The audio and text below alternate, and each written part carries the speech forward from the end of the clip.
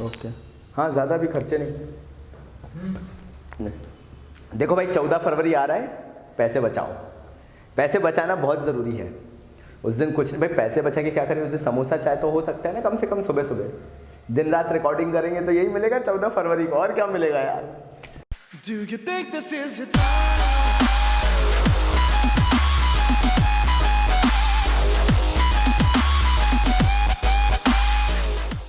तो यार बात चल रही थी कि हम गलतियां क्या करते हैं। बेसिकली मैंने क्या बोला है कि जो छोटे छोटे चैप्टर्स होते हैं उसको जनरली हम मिस आउट कर देते हैं, क्योंकि हमें लगता है कि उस पर टाइम वेस्ट करना अच्छी बात नहीं है। ये तो छोटे चैप्टर्स हैं, हमें स्कोर करना है 6 मार्क्स 8 मार्कर्स वाले जो क्वेश्चन होते हैं। तो चलिए आज सबसे पहले फंडामेंटल्स ऑफ पार्टनरशिप फॉर्म में हम करेंगे वो सारी जर्नल एंट्रीज जो हमसे पूछी जा सकती है। बिकॉज स्पेशली मैं बहुत ध्यान से बता रहा हूं कि इस पर्टिकुलर पार्टनरशिप में जो जर्नल एंट्रीज बेसिकली पूछी जाती हैं वो इन्हीं कुछ चैप्टर से पूछी जाती हैं। तो सबसे पहले सब लोग हेडिंग डाल लो फटाफट, journal entries in fundamentals of a partnership firm.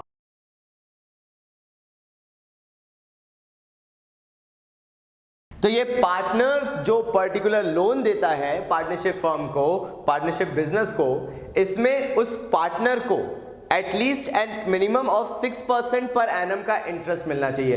कौन सा सेक्शन कहता है ये पूछा जा सकता है, याद रखना आपके सीबीएसई के सिलेबस के अंदर इंक्लूड होता है। According to Indian Partnership Act 1932 section 13 subsection D ये बोलता है कि पार्टनरशिप डीड में अगर इंटरेस्ट ऑन लोन के बारे में कोई जानकारी नहीं है तो मिनिमम 6% पर एनम का इंटरेस्ट ऑन लोन प्रोवाइड करना पार्टनर को जरूरी है। तो ये आ जाता है as per section 13 subsection D, ये आपको याद रखना जरूरी है। चलिए इसकी 2 जर्नल एंट्रीज याद कर लेते हैं।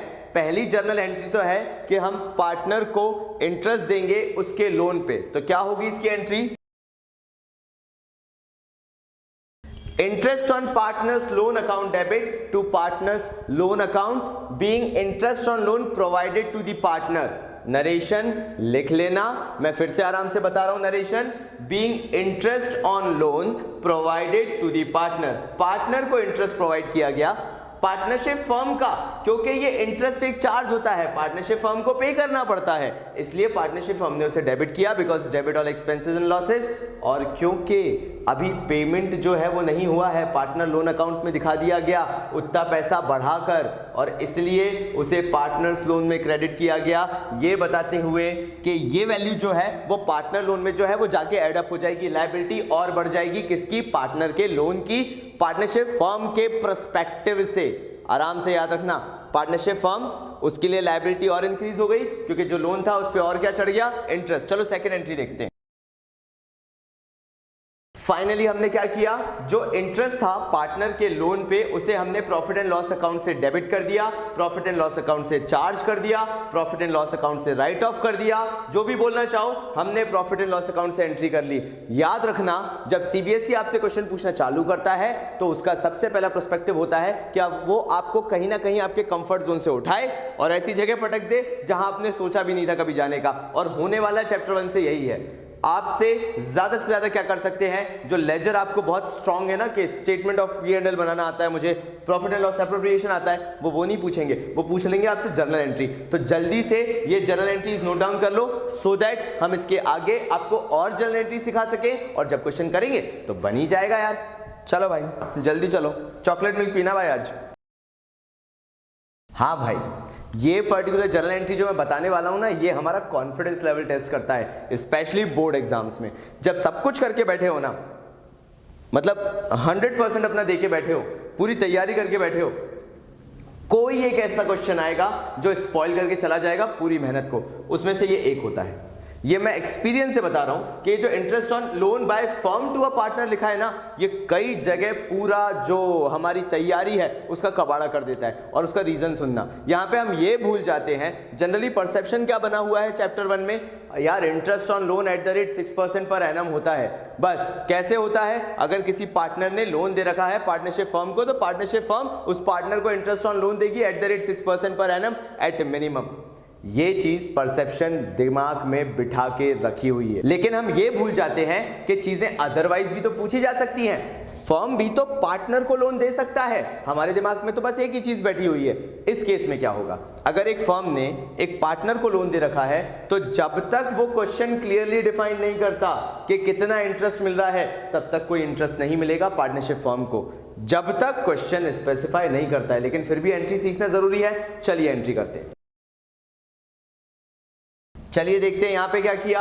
यहां पर क्योंकि हमें इंटरेस्ट पार्टनर से लेना है, इसलिए पार्टनर कैपिटल को कर दिया डेबिट, उनके खाते से उतना पैसा निकाल लिया, क्योंकि पार्टनर्स कैपिटल का नेचर होता है क्रेडिट। फाइनली हमने क्या किया, जो हमें इनकम हुई है उसको हमने डेबिट करके प्रॉफिट एंड लॉस अकाउंट में क्रेडिट कर दिया। मतलब हमने प्रॉफिट एंड लॉस अकाउंट के अंदर कर दिया क्रेडिट। मतलब ये है कि प्रॉफिट एंड लॉस अकाउंट के अंदर हमने एज इनकम उसको शो कर दिया है। ये दो इंटरेस्ट ऑन लोन से रिलेटेड चीजें आपसे पूछी जा सकती हैं। हाँ, एक क्वेश्चन जो आपके अंदर उठ रहा होगा, ज्वलंत मुद्दा है भाई, ज्वलंत मुद्दा है, और वो ज्वलंत मुद्दा ये है कि सर ये आपने इंटरेस्ट ऑन पार्टनर्स लोन ही लिखा है दोनों केस में, ऐसा कैसे?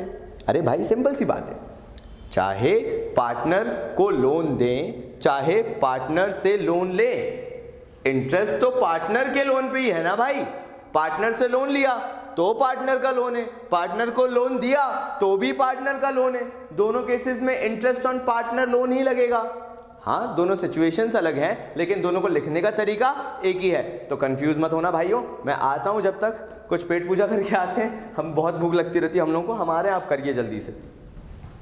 चलिए अब हम शुरू करते हैं इंटरेस्ट ऑन कैपिटल निकालना, सैलरी निकालना और कमीशन निकालना कि उसके लिए जर्नल एंट्रीज क्या हो सकती हैं। देखिए, हमें जब इनके लिए जर्नल एंट्रीज करनी होती हैं तो सैलरी दे दो, कमीशन दे दो, चाहे इंटरेस्ट ऑन कैपिटल दे दो, तीनों के लिए सेम एंट्री पास होंगी। तो मैं इकट्ठा लिख के बता दे रहा ताकि आप लोगों को बिना बात के ज्यादा बर्डन ना लगे कि सर एक एक करके बता रहे हैं, बिना बात का टाइम पास हो रहा है। नहीं, मैं इकट्ठा बता देता हूं, आप इकट्ठा नोट डाउन कर लो, बस उन्हें स्विच करके एंट्री पास करते जाना।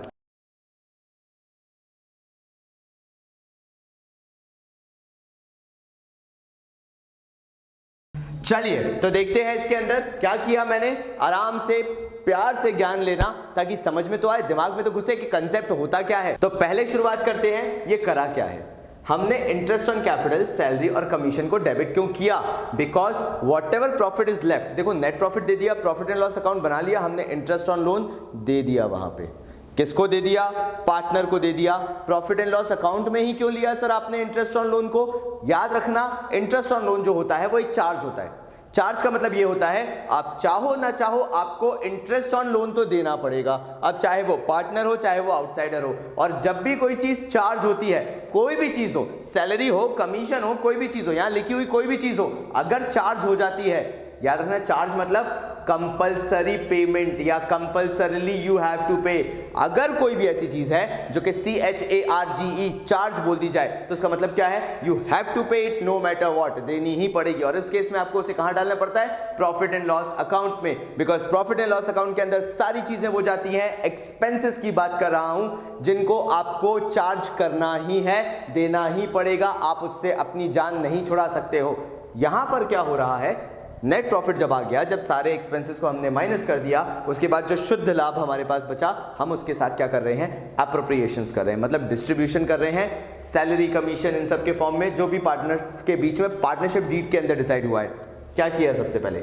इंटरेस्ट ऑन कैपिटल, सैलरी और commission profit and loss appropriation से उठा के हम किनको दे रहे हैं? पार्टनर्स को। इसलिए वो कहां जाएगा? पार्टनर्स कैपिटल अकाउंट में जाएगा। तभी तो हमने यहाँ पे पार्टनर्स कैपिटल को क्रेडिट किया है, because partners are getting interest on capital, commission and salary, ये सारी चीजें उनको मिल रही हैं, इसलिए उनका कैपिटल अकाउंट क्रेडिट है। जो चीजें उनको दे रहे हो वो हमने डेबिट किया है। फाइनली अब ये चीजें हम कहां से एक्चुअल में डेबिट करें, ये पैसा कहां से हम एप्रोप्रिएट कर रहे हैं, कहां से पार्टनर्स में डिस्ट्रीब्यूट कर रहे हैं? तो वो है profit and loss appropriation account. हमने इसको डेबिट किया क्योंकि इसमें से हमने पैसा निकाला, और किस नाम से निकाला? इंटरेस्ट ऑन कैपिटल नाम से निकाला, सैलरी नाम से निकाला, कमीशन नाम से निकाला, और फाइनली पार्टनर्स को बांट दिया। ये जर्नल एंट्रीज आपको सारी याद रखनी जरूरी है। चलिए आइए कमीशन कैसे निकालते हैं उसके बारे में भी दो फॉर्मूले लिख लेते हैं, उसके बाद आगे बढ़ेंगे।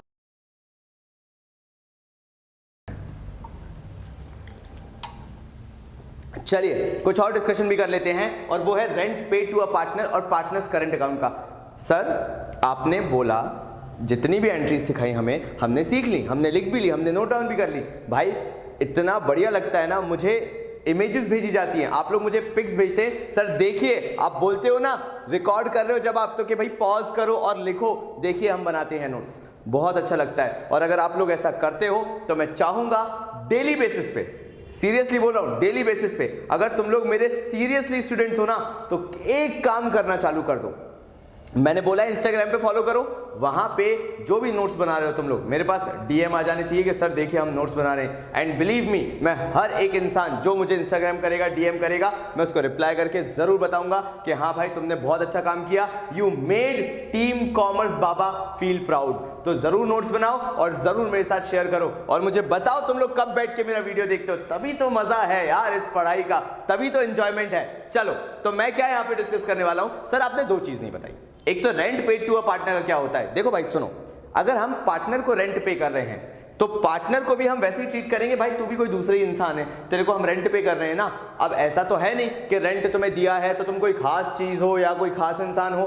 Rent is a kind of an expense जो कि रेगुलरली पे किया जाता है, और अगर रेगुलरली पे किया जाता है, मैंने बताया जो चीज कंपलसरी है पे करना वो बन जाती है चार्ज। तो rent paid to a partner क्या है, चार्ज। इसलिए हमेशा ये कहां से चार्ज होगा, प्रॉफिट एंड लॉस अकाउंट से। दिमाग में बिठा लेना, फिर से बोल रहा हूं मैं, कहां से चार्ज होगा, प्रॉफिट एंड लॉस अकाउंट से। समझ में आ गया, बिल्कुल सही है, दिमाग में भर लो।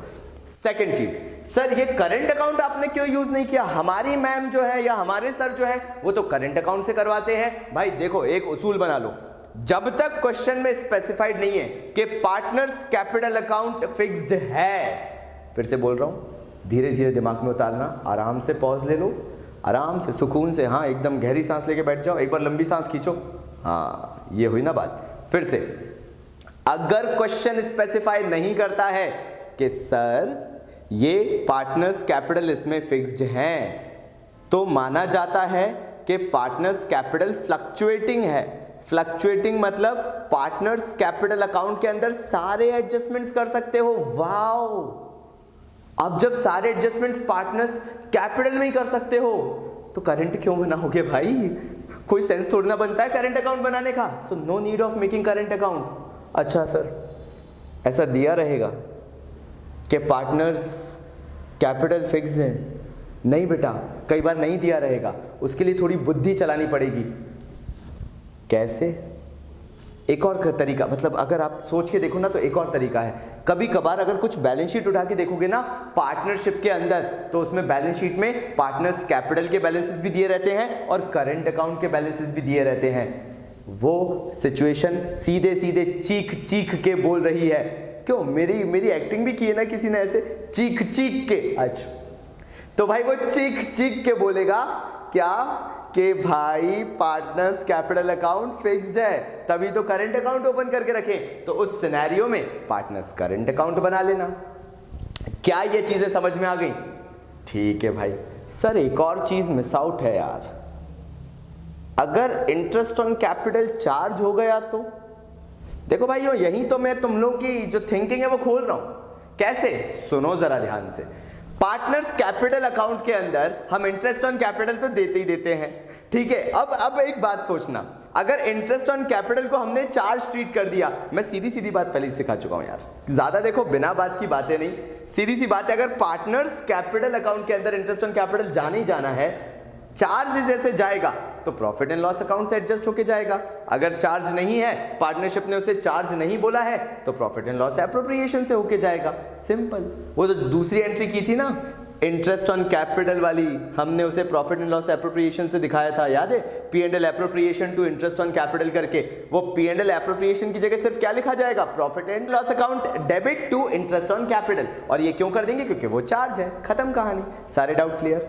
जितनी चीजें पूछ सकते थे मैंने सारी क्लियर कर दी हैं। आई होप तुमने नोट कर लिया होगा, नहीं किया है तो करो मुझे रिवाइंड, फिर से एक बार देख लो ताकि हम आगे बढ़े। जैसा मैंने बोला है कि मैं क्या बताने वाला हूं, कमीशन का, तो यहां मैं पॉज ले रहा हूं। नहीं लिखा है तो जो चीजें बताई थी वो लिख लो, क्योंकि तुम लोग मेरी बात मानते हो, मेरे पास प्रूफ है, तुम लोगों ने मुझे इमेजेस भेजी हैं, तो लिख लो। मैं पॉज हो जाता हूं, फिर नहीं है तो चलो आगे बढ़ते।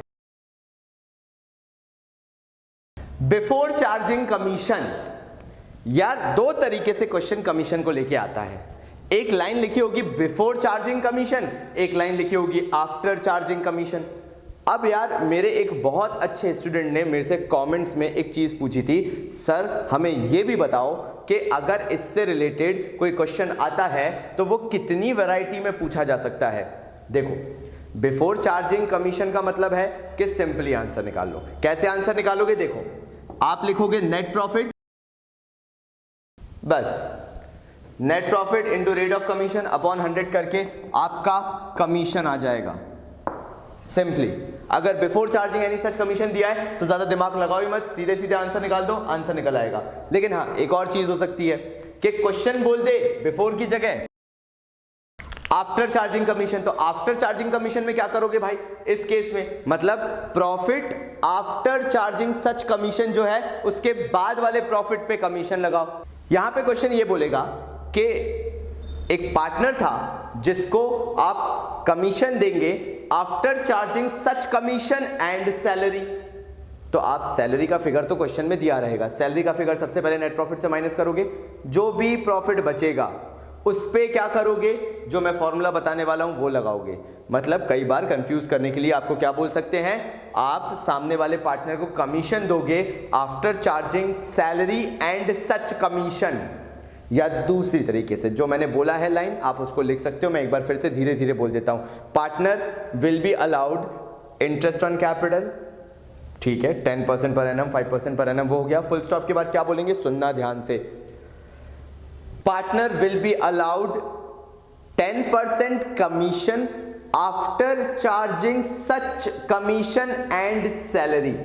सच कमीशन भी बोल दिया, सैलरी भी बोल दी। मतलब नेट प्रॉफिट में से पहले सैलरी माइनस करना, जो भी बचेगा प्रॉफिट उस पे आप क्या करना? कमीशन निकाल देना, जो मैं तरीका बताने वाला हूं अभी। फिर एक और तरीका क्या होगा? कुछ नहीं होगा, दो पार्टनर हैं, उसमें बोलेंगे कि भाई बी को देना है कमीशन, कुछ नहीं बोलेंगे उसके बारे में, वो सिंपली क्या बोलेंगे? बी को कमीशन देना है after allowing B's commission and his own commission. B को कमीशन देने के बाद भी और उसका खुद का कमीशन देने के बाद भी जो है उस पे आपको कमीशन निकालना है उस पार्टनर का। अब भाई इतना कॉम्प्लिकेटेड कर देंगे तो कुछ नहीं है, वो आपसे सिर्फ एक चीज मांग रहे हैं और वो ये फॉर्मूला। इसको अगर आप कर लेंगे तो आपको आसानी होगी क्वेश्चंस करने में। नोट डाउन करिए, हम उसके बाद अपने टॉपिक्स चालू करते हैं। चलिए,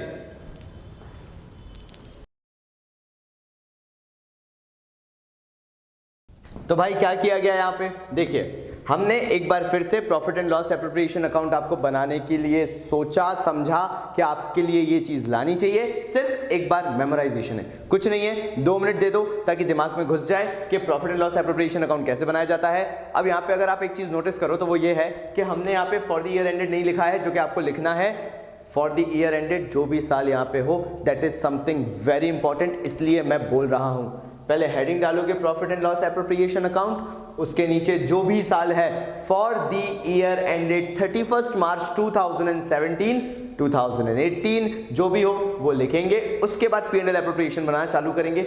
ये है आपका क्रेडिट साइड। सबसे पहले आएगा by profit and loss account और सबसे ऊपर आएगा, मतलब सबसे ऊपर आएगा, इसमें कोई दोहराई नहीं होनी चाहिए, कोई गलती नहीं करोगे, सबसे ऊपर प्रॉफिट एंड लॉस अकाउंट। उसके नीचे इंटरेस्ट ऑन ड्राइंग्स अकाउंट लिखेंगे। क्यों? क्योंकि ये पार्टनर से लिया जाता है, पार्टनरशिप फर्म के अंदर आता है। पार्टनरशिप फर्म के लिए it is a credit thing, क्योंकि उनको मिल रहा है, उनके लिए गेन है, इसलिए इसको क्रेडिट साइड लिखते हैं। अब आ जाते हैं डेबिट आइटम पे। डेबिट आइटम का मतलब ये है, ये कहीं ना कहीं हमारा जो प्रॉफिट है उसको कम कर रहा है। इंटरेस्ट ऑन कैपिटल प्रॉफिट में से दिया जाएगा, इसलिए इसको डेबिट साइड लिखा गया। पार्टनर को अगर सैलरी पार्टनरशिप डीड कह रही है तो यहां पे जितनी भी चीजें हैं, एक चीज याद रखना, अगर पार्टनरशिप डीड कहती है तो देंगे, नहीं कहती है तो नहीं देंगे, तभी तो प्रॉफिट एंड लॉस एप्रोप्रिएशन है। If agreed upon you will be getting, if you are not agreed upon you won't be getting anything. फिर पार्टनर को सैलरी हो गई, पार्टनर को कमीशन भी दोगे आप। अगर बोला गया है, एग्री हुआ गया है कि जनरल रिजर्व में भी ट्रांसफर करना है, ये रही उसकी एंट्री। फाइनली जो गेन होगा, यानी जो बैलेंस बचेगा प्रॉफिट एंड लॉस एप्रोप्रिएशन का, जो बचेगा बैलेंस, वो कहां चला जाएगा? ए, बी और सी के कैपिटल अकाउंट में। मैंने बता दिया है 2017-18 ऑनवर्ड्स होने क्या वाला है अब कि आपको गेन ऑन या कुछ भी जब लिखते हो, मैं रीवैल्यूएशन की बात बता रहा हूं, इसमें गेन नहीं होता जनरली, मैं एक बेसिक एग्जांपल दे रहा हूं कि आपको वो चीजें लिखने की जरूरत नहीं है, या यहां पे भी लिखने की जरूरत नहीं है कि to profit transfer to partners capital ऐसे करके कुछ मत लिखो, सिर्फ to A's capital, to B's capital, to C's capital account लिखो, तीनों में दिखा दो। यहां पे आपका ये पर्टिकुलर क्वेश्चन कंप्लीट हो जाएगा, जिसके लिए हम करेंगे, ये कंसेप्ट बिल्डिंग है, इसलिए मैंने ये सारी चीजें बता दी जो कि आप जनरली मिस्टेक करते हो। चलो जल्दी से उतार लो इसको।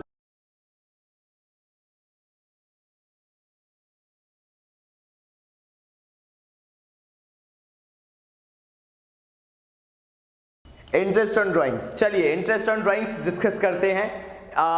बेसिकली जब भी हम इंटरेस्ट ऑन ड्राइंग्स की बात करते हैं तो यार सर बड़ा कंफ्यूजन होता है, ये पता नहीं कितना कितना याद करना पड़ता है, कितना कितना सोचना पड़ता है, कैसे कैसे याद रखें सर, ये 3.5 है, 2.5 है, 5.5 है, 7.5 है, ये हम टाइम पीरियड कैसे याद रखें सर, बड़ी परेशानी है।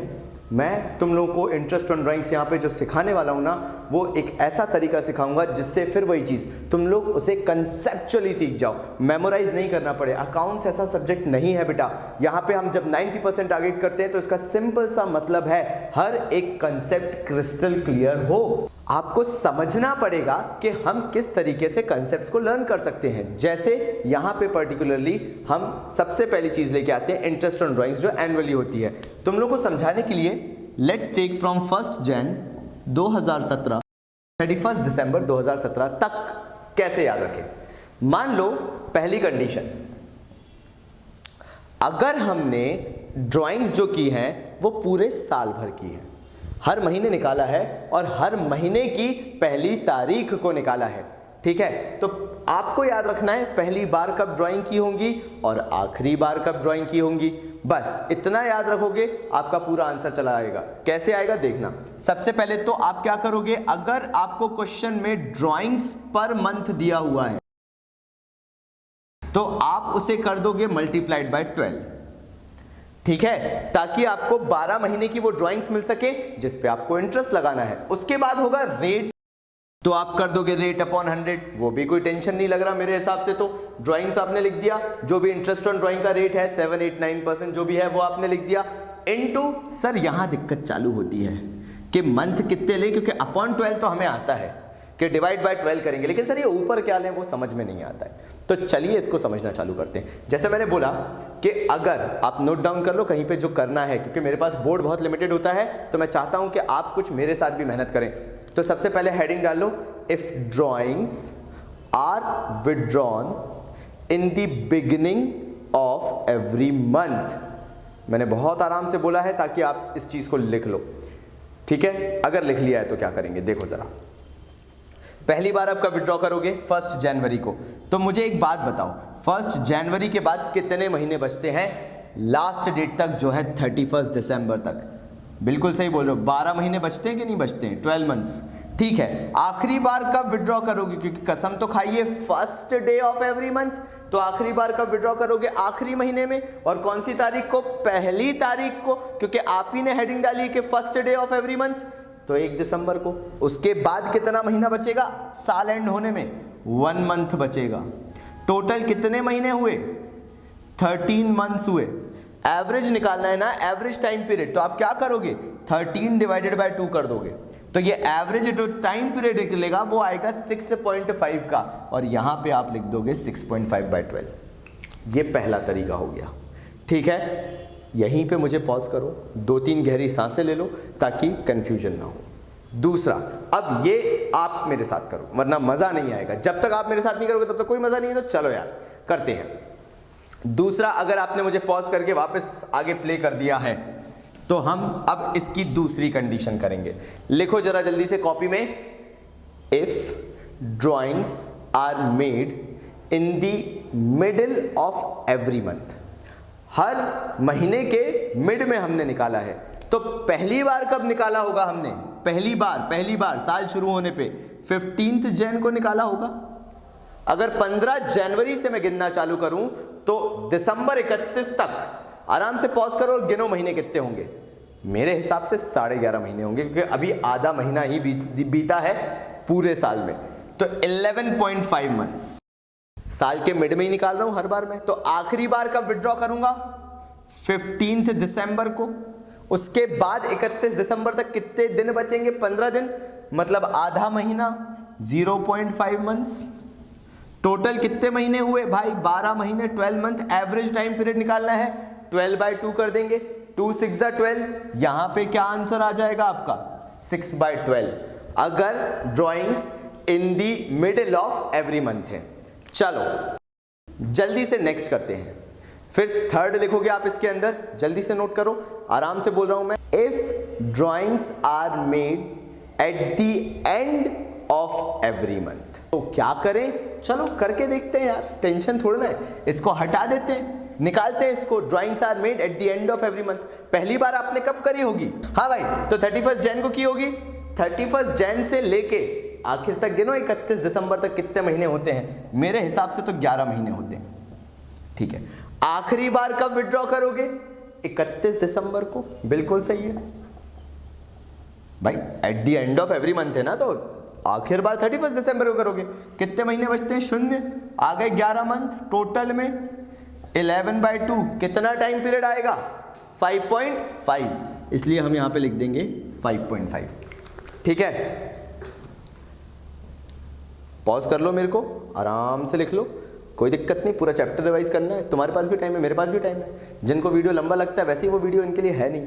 आराम से वीडियो बंद करो, आराम से अपना रिवीजन करो। मेरे साथ कोई ज़रूरत भी नहीं है रिवीजन करने की। हम उनके लिए हैं जिनको हमारी मदद चाहिए। हम किसी का टाइम क्यों वेस्ट करें? जल्दी से अगर आपने लिख लिया है तो बहुत अच्छी बात है, वरना आगे बढ़ते हैं।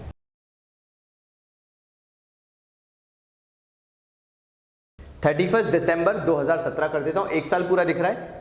और उन्होंने क्वेश्चन में बोला है हाफ ईयरली ड्राइंग्स। मेरी बात ध्यान से सुनना बिल्कुल, क्योंकि यहां पे आप लोग करोगे गलती डेफिनेटली। हाफ ईयरली बोला गया तो एक बार ड्राइंग्स कब की होंगी? हर हाफ ईयरली में कर रहे हैं, हर 6 महीने में कर रहे हैं। जनवरी में नहीं की ड्राइंग्स, क्योंकि 6 महीने बाद करनी है ना, तो शुरुआत से तो करूंगा नहीं मैं, 6 महीने का इंतजार करूंगा होने का।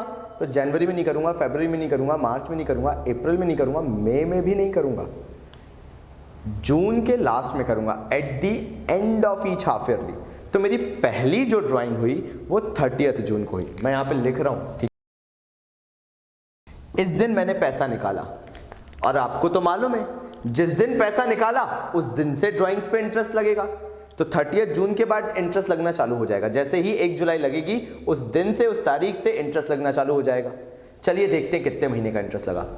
जुलाई, अगस्त, सितंबर, अक्टूबर, नवंबर, दिसंबर, 6 महीने, क्योंकि दिसंबर में तो भाई ईयर खत्म हो रहा है ना, तो 6 महीने का लगा इस पे इंटरेस्ट। जो मैंने पहली ड्राइंग अपनी 30 जून को की है, इस पे 6 मंथ का इंटरेस्ट लगेगा, ठीक है, eight the end of each half yearly. अब आखिरी ड्राइंग्स कब की होंगी मैंने? 31 दिसंबर को। 30 जून के बाद फिर मैं और 6 महीने वेट करूंगा और 31 दिसंबर को ड्राइंग्स करूंगा। साल भी कब खत्म हो रहा है? 31 दिसंबर को। अब मुझे बताओ इस 31 दिसंबर वाली ड्राइंग पे कितने महीने का इंटरेस्ट लगेगा इस साल में? 0 मंथ का इंटरेस्ट, क्योंकि 31 December is the last date of the year, साल की आखिरी डेट है। उसके बाद तो इंटरेस्ट लगना ही नहीं चाहिए ना यार, तो कोई इंटरेस्ट नहीं लगेगा। यानी अगर मैं साल में 2 बार भी निकालता हूं 6-6 महीने के गैप से, तो सिर्फ एक बार इंटरेस्ट लगना है, और वो सिर्फ 6 महीने का लगना है। इसलिए तो यार यहां पर जब हाफ ईयरली ड्राइंग्स के बारे में बोला जाता है तो सिर्फ 6/12 करते हैं, क्योंकि जो दूसरी बार ड्राइंग्स होती है उसका मतलब ही नहीं होता, उस पर इंटरेस्ट देने की बात ही नहीं होती, क्योंकि साल तो हो गया खत्म भाई। इसलिए क्या लेके चलते हैं? 6/12। आ गया समझ में? नोट कर लो, मुझे पॉज कर दो, आगे बढ़ते हैं। फाइनली जो आप सोच रहे थे वो ये वही है, क्वार्टरली वाली ड्राइंग्स। अब क्वार्टरली में क्या होगा? हम क्वार्टर्स बनाएंगे, मतलब क्वार्टर मतलब होता है डिवाइड बाय 4। मैं पूरे 12 महीनों को, क्वार्टर मतलब क्वार्टरली ड्राइंग्स का मतलब डिवाइड बाय 4, पूरे साल में सिर्फ 4 बार ड्राइंग्स करने वाला हूं, यानी डिवाइड बाय 3 मंथ का क्या होगा? 1 क्वार्टर होगा।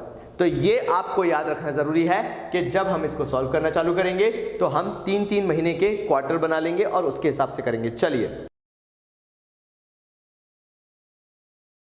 बना लिया मैंने क्वार्टर, जैन फेब मार्च का एक, अप्रैल में जून का एक, जुलाई अगस्त सितंबर का एक, अक्टूबर नवंबर दिसंबर का एक। पहली सिचुएशन नोट करो कॉपी में, if drawings are made in the beginning of every quarter. लिख लिया, चलो देखते हैं। In the beginning of every quarter मतलब हर क्वार्टर यहां से चालू होगा, यानी मुझे क्या करना पड़ेगा, सबसे पहले इन द बिगिनिंग मतलब 1 जनवरी को मैंने ड्राइंग्स की होगी, फिर वही मैं साल के आखिरी डेट तक देखूंगा कितने महीने बचते हैं, 12 महीने बचते हैं। ठीक है भाई, 12 महीने बचे। इन the beginning of every quarter आखिरी बार ड्राइंग्स कब करूंगा, अक्टूबर में, क्योंकि क्वार्टर यानी पूरे 3 महीने का लॉट कब चालू हो रहा है वो, 1 अक्टूबर को। 1 अक्टूबर से कितने महीने बचते हैं, 3, तो +3 डिवाइडेड बाय क्या कर देंगे भाई, 2। अक्टूबर नवंबर दिसंबर 3 महीने बचे ना 31 दिसंबर तक, तो 3 महीने हो गए, डिवाइड बाय 2 किया, 15 डिवाइडेड बाय 2 मतलब 7.5, यानी एवरेज ड्यूरेशन क्या हो गई, 7.5 बाय 12। कैसे लिखोगे, ड्राइंग्स मल्टीप्लाइड बाय इसमें हो जाएगा 4। ठीक है, आराम से देखना, ड्राइंग्स मल्टीप्लाइड बाय 4, फिर क्या करोगे। अब यहाँ पे ड्राइंग्स मल्टीप्लाइड बाय 4 क्यों होगा, क्योंकि भाई हमने साल में सिर्फ 4 बार ड्राइंग्स की हैं, इनटू क्या करेंगे भाई, रेट अपॉन 100, और फाइनली जो एवरेज पीरियड है वो आ जाएगा 7.5 बाय 12। ये तरीका होता है हमारा ड्राइंग्स का, अगर इन the beginning of every quarter दिया हुआ है तो। अब अगर क्या sir eight the end of every quarter दिया गया हो, तो सबसे पहली बार कब निकालोगे, 31 मार्च को, क्योंकि क्वार्टर जो हो रहा है 31 मार्च को एंड हो रहा है, तो पहली बार 31 मार्च को। 31 मार्च के बाद गिनो कितने महीने होते हैं, टोटल 9 मंथ होते हैं, तो चलो एवरेज ले लिया हमने कितना, पहले के हिसाब से 9 मंथ, मतलब पहले जब निकाला, सबसे पहले विड्रॉ किया पूरे साल में, तो हमने ले लिए 9 मंथ। उसके बाद आखिरी जब हम निकालेंगे तो हम निकालेंगे दिसंबर 31 में। दिसंबर 31 के बाद कितने बचते हैं भाई, 0 मंथ डिवाइडेड बाय 2, एवरेज कितना आ गया 4.5, तो यहां पे हम चेंज करके क्या लिख देंगे भाई, 4.5। क्लियर है। तीसरी चीज क्या हो सकती है इसके अंदर, if drawings are made in the middle of every quarter. Middle आता है यानी मिड आता है फरवरी में, और उसको भी हम लेंगे डेट पर 15th। अब अगर मैं 15th ऑफ फरवरी से गिनना चालू करूं, मार्च पूरा, अप्रैल पूरा, ये तो पूरे मार्च से लेके दिसंबर तक आखिर तक गिनते हैं, क्योंकि जैसा मैंने बताया, तो टोटल अगर मैं देखूं तो 10 महीने हो रहे हैं, और ये फरवरी आधा मतलब 10.5, तो यहां पे एक तो हो गया 10.5। फिर आखिरी बार कब निकालूंगा मैं, नवंबर में, और नवंबर में भी कब, फिर मैं 15th को निकालूंगा, तो 15th नवंबर से लेके दिसंबर की लास्ट डेट तक कितना बचेगा, 1.5। हम इसमें ऐड कर देंगे 1.5 डिवाइडेड बाय 2, यानी 12 डिवाइडेड बाय 2, यानी एवरेज कितना आ जाएगा यहाँ पे 6। आप निकाल सकते हो उसको। ये हमारा क्वार्टरली भी यहीं पे खत्म होता है। चलिए आइए शुरू करते हैं। क्या हो अगर मैं सिर्फ 6 मंथ का टाइम ड्यूरेशन लेके करता हूं, तो उसमें क्या चेंजेस आते हैं, चलिए आइए करते हैं। देखो यार, सिंपल सी बात है, और वो बात ये है कि अब हम जो हाइपोथेटिकली लेने वाले हैं वो ये है कि हमारा ईयर मान लें हम कि 30 जून 2017 को एंड हो रहा है, मतलब 30 जून 2017 के बाद ईयर ही नहीं है, इतना मान लो, और उसके बाद करना चालू करो। मतलब दिमाग में बिठा लो 30 जून के बाद 1 जुलाई आएगा ही नहीं, नहीं नहीं नहीं, उसके बाद ही इसको समझ सकते हो। चलो क्या होगा यार, सबसे पहली बात तो 6 महीने की ड्राइंग्स हैं, तो हम क्या करेंगे, ड्राइंग्स मल्टीप्लाइड बाय 6। क्लियर है, मल्टीप्लाइड बाय 6 क्यों करेंगे, क्योंकि सिर्फ 6 महीने की ड्राइंग है, 6 महीने के बाद कोई भी ड्राइंग्स नहीं है। अब क्या करें आगे, इसके बाद क्या होना चाहिए, इनटू क्या कर देंगे, रेट अपॉन 100, और फाइनली जो मुझे एवरेज टाइम पीरियड निकालना पड़ेगा उसमें डिवाइड बाय 12 तो आता है। सर ये डिवाइड बाय 12 क्यों यार, सर अभी तो 6 मंथ है ना, फिर डिवाइड बाय 12 क्यों, क्योंकि मैं एवरेज टाइम पीरियड निकाल रहा हूं और मैं ईयरली बेसिस कंसिडरेशन दे रहा हूं, इसलिए मुझे डिवाइड बाय 12 लेना पड़ेगा। दिमाग में कोई कंफ्यूजन नहीं होनी चाहिए। हम इंटरेस्ट ऑन ड्राइंग्स भले ही हाफ ईयरली कर रहे हैं, लेकिन अकाउंटिंग ईयर पूरे 1 साल का होता है, आप समझिए इस बात को। इसलिए मंथ हमने यहाँ पे नीचे डिवाइड बाय 12 लिए हैं, लेकिन जब एवरेज पीरियड निकालने बैठेंगे ना, तो उसको 6 महीने की कंसिडरेशन में निकालने बैठेंगे। अगर दिमाग नहीं चल रहा है, समझ में नहीं आ रहा है, तो भी कोई दिक्कत नहीं है, जो मैं बस निकालने वाला हूँ वो चीज़ याद रखो।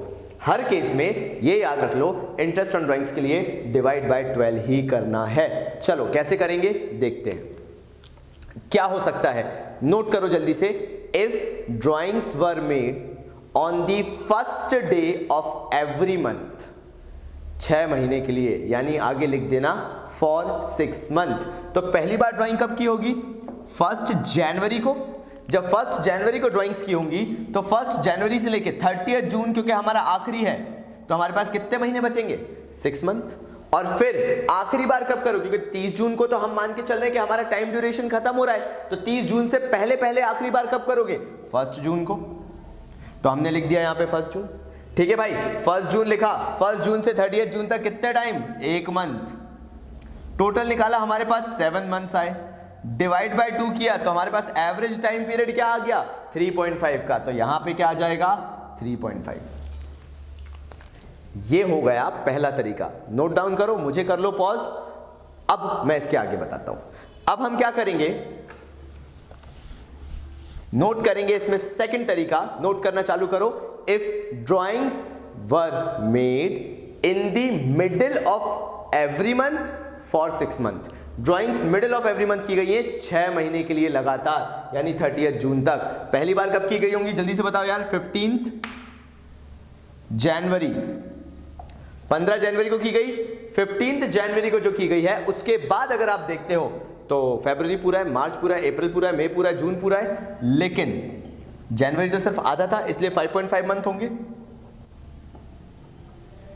आखिरी बार कब ड्राइंग्स करोगे? जून के महीने में, और वो डेट कौन सी होगी? मिडिल है, तो क्या हो जाएगा? 15 जून। तो इधर पे कितना बचेगा? 0.5 मंथ्स, यानी टोटल कितने हो जाएंगे? 6 मंथ्स हो जाएंगे। डिवाइडेड बाय 2 कितना आया एवरेज पीरियड? 3 आया। तो इसको चेंज करके आप क्या लिख दोगे? 3/12। ठीक है भाई। तो जिन लोगों को ये 3/12 में दिक्कत हो रही थी, जो हमने प्रीवियस एक क्वेश्चन किया था 6 महीने वाला, यहां पे आपको क्लियर हो जाना चाहिए कि सर वो 3/12 क्यों लिया गया है। फाइनली क्या होगा? अगर कर लिया है तो मुझे पॉज करो, लिख लो। अब आगे बढ़ते हैं। फाइनली अब क्या करेंगे? देखो यार, सिंपल है। ये 3/12 तो हमने कर लिया मिडिल ऑफ एवरी मंथ। अब हम क्या मान के चले? At the and of every month अगर करते हैं तो उसका क्या होगा? देखो यार, एंड ऑफ एवरी मंथ का मतलब है हमने सबसे पहले पैसा निकाला होगा 31 जनवरी को। 31 जनवरी के बाद बचते हैं हमारे 5 मंथ्स, और आखिरी बार जब पैसा निकाला होगा तो 30 जून को निकाला होगा। उसके बाद महीने नहीं बचते हैं, क्योंकि मैं तो 30 जून टाइम लिमिट लेके चल रहा हूं, इसके बाद तो कुछ है ही नहीं। तो कितना हुआ भाई? 30 जून के बाद 0 मंथ्स। इसको हमने 5 लिया, 5/2 किया, एवरेज टाइम पीरियड कितना आया? 2.5। यहां पे क्या लिख देंगे? वैल्यू 2.5। ये हमारा इंटरेस्ट ऑन ड्राइंग्स के सारे तरीके के एडजस्टमेंट्स हो चुके हैं। आई होप आपको क्लियर हो गया होगा। ये वो बेसिक कंसेप्ट्स हैं जो आपको इंटरेस्ट ऑन ड्राइंग्स के बारे में पता होना चाहिए।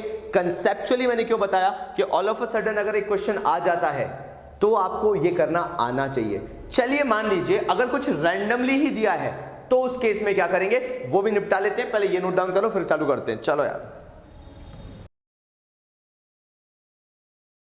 चलिए बाबा जी क्या होगा अगर डेट्स स्पेसिफिक नहीं है? तो हम तो परेशान हो जाएंगे। आपने बता दिया एक स्पेसिफिक रैंडम तरीका कि सर एक करके ऑल्टरनेटिवली जो डेट्स हैं वो आती जा रही हैं, रेगुलर है, मोमेंटम बना हुआ है। लेकिन क्या अगर हम एक सिचुएशन देखें, एक सिनेरियो देखें जिसमें 2 बार फर्स्ट में को निकाला गया और बाकी महीने में 30th एंड मतलब at the end of the year निकाला गया, टू बी वेरी प्रिसाइज। 2 बार in the beginning of every month और 3 बार at the end of every month. ऐसे मिक्स बैग अगर क्वेश्चन आ जाते हैं तो हम क्या करें बाबा जी? फिर तो हम फंस जाएंगे। कुछ मत करो, इसमें लगता है एक प्रोडक्ट मेथड एक तरीके से, जिसके अंदर हम निकालते हैं प्रोडक्ट। कैसे होगा देखना। हमने फर्स्ट में 2017 को, आराम से देख लो, फर्स्ट में 2017 को 2000 रुपए निकाले हैं, और फाइनली जो हमारा ईयर एंड हो रहा है वो 31 मार्च 2018 को एंड हो रहा है। 31 मार्च 2018, ठीक है। 1 मई को निकाला है। 1 मई से गिनना चालू करो, कितने महीने बचे हुए हैं? मई, जून, जुलाई, अगस्त, सितंबर, अक्टूबर, नवंबर, दिसंबर, जनवरी, फरवरी, मार्च। Total there are 11 months left. यहां पे लिख दो 11, ठीक है। उसके बाद गिनते हैं सेकंड वाली चीज। सेकंड क्या है? 1 अगस्त को निकाला। अगस्त, सितंबर, अक्टूबर, नवंबर, दिसंबर, जनवरी, फरवरी, मार्च। 8 महीने हैं, तो यहां पे लेफ्ट ओवर मंथ लिख देंगे 8। उसके बाद फिर आगे देखते हैं 30 सितंबर खत्म, अक्टूबर, नवंबर, दिसंबर, जनवरी, फरवरी, मार्च, टोटल कितने महीने हुए? 6 मंथ हुए हैं। फिर आगे देखते हैं, आगे कौन सा है? 31 जनवरी, फरवरी, मार्च, 2 महीने बचे, लिख देते हैं 2 महीने, पता नहीं मैं कितना नाचूंगा, ठीक है। फिर आगे फाइनली 31 मार्च, इसके बाद कितने महीने बच रहे हैं? 0 महीने। मार्च मतलब एंड हो गया ना ईयर। 31 मार्च 2017 लिख दिया क्या मैंने? अच्छा 2018 लिखना था, माय मिस्टेक। अब क्या करें? गलती तो नहीं हुई कहीं? नहीं भाई सॉरी, वो गलती मैंने कर दी थी, लिख दिया 31 मार्च 2018। अब क्या करें? चलिए देखते हैं। सबसे पहले मल्टीप्लिकेशन चालू करते हैं। 11 2 22,000, 8 5 40,000, 6 2 12,000। मैं यहां पे हर एक को मल्टीप्लाई कर रहा हूं। 6 2 अगेन 12,000, 2,000 इंटू 0। मल्टीप्लीकेशन अपन ने कर दिया। 12 2 12 हो गया, ये कितना हो गया? 24। 12 2 24 प्लस 40 64 प्लस ये 88,000। ये हमारे पास 88,000 आ गया। जो आपको आईओडी निकालना है उसके लिए रेट दिया हुआ है 15% पर एनम का। आप कुछ नहीं करोगे, आईओडी निकालने के लिए 88,000 इंटू 15/100 इंटू 1/12 कर देंगे। इसमें एवरेज पीरियड 1/12 बेसिस पे लिया जाता है, क्योंकि हमने प्रोडक्ट निकाला है, इसलिए जो एवरेज पीरियड लोगे वो 1/12 लोगे। निकाल दोगे आप इसका आंसर, आपका आंसर आ जाएगा। हाँ बेटा लोग, तो आपका आंसर आ गया होगा। इसका कितना रहा है ये आंसर? 1100 रुपीज। तो फाइनली हमारे पास इसका आंसर है, हमने इसको निकाल लिया है, वैल्यू कर लिया है। अब आपको ये समझ में आ चुका है कि इंटरेस्ट ऑन ड्राइंग्स कितने तरीके से पूछा जा सकता है और आपको कितने तरीके से आंसर करना है। अब फाइनली क्या बचता है? जिन्होंने अभी रात के 11 बजे बैठ के ये कंसेप्चुअल वीडियो देख लिया है, हमने एक भी चीज नहीं छोड़ी है। लेकिन बाबा P&L एडजस्टमेंट कहाँ है? पास्ट एडजस्टमेंट कहाँ है? आ रहा है, सेकंड वीडियो आ रहा है। कंसेप्ट अगर कर लिए हैं तो सेकंड वीडियो जाइए और देखिए, वो इसी से भरा हुआ है। तब तक के लिए बाबा जी की तरफ से धन्यवाद।